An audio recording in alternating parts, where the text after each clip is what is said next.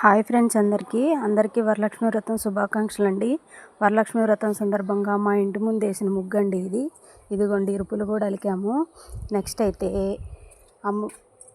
ఇల్లు కడిగేసానండి. ఇల్లు కడిగేసిన తర్వాత దారబంధరాలన్నిటికీ గుమ్మాలకి పసుపు రాసి కుంకుమ బొట్లు పెట్టేసి అటు ఇటు పూలు కూడా పెట్టానండి.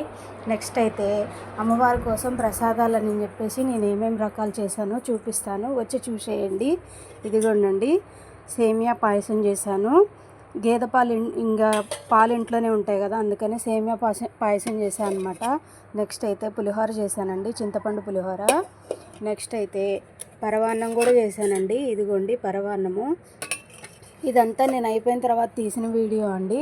ఎందుకంటే ఫస్ట్ నుంచి ఈ పనులన్నీ చేసుకుంటూ వీడియో తీయాలంటే కుదరదు కదా, అందుకనే మొత్తం అయిపోయిన తర్వాత చూపిస్తున్నాను అనమాట, ఏమనుకోవద్దు. ఇదిగోండి నా పూజ రూమ్ అనమాట. సెల్ఫ్లు కట్టించారు కదా, అందులోనే ఒక రూము ఇలా ఒక సెల్ఫ్ ఇలా తయారు చేసుకున్నాను.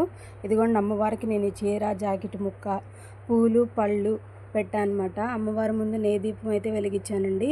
ఇదిగోండి నా పూజ రూములో దేవుడి యొక్క పటాలు. అందరికీ ఎలా అనిపించిందో కామెంట్ చేయండి. ఇదిగోండి ప్రసాదాలు కూడా పెట్టేశాను అనమాట. నైవేద్యంకి పాయసము, పులిహోర, అలాగే పరవాన్నం కూడా పెట్టాను. అంతేనండి. ఇక అయితే మేము ఈరోజు ముత్యాల ముగ్గు కూడా పెట్టామన్నమాట. ఈరోజు గేదె ఈని 11 రోజులు అయిందండి. ఇక ఈ 11 రోజుల తర్వాత అమ్మవారికి పెట్టాలి కదా, అమ్మ చల్లగా చూడబట్టే కదా నాకు గేదె పాలు ఇస్తున్నాయని చెప్పనేసి అమ్మవారికి కూడా పెరుగన్న నైవేద్యంగా తీసుకెళ్ళాను ముత్యాలమ్మ తల్లికి. ఈ వీడియో మీకు ఎలా అనిపించిందో లైక్ చేయండి, షేర్ చేయండి, సబ్స్క్రైబ్ చేసుకోండి. Bye bye.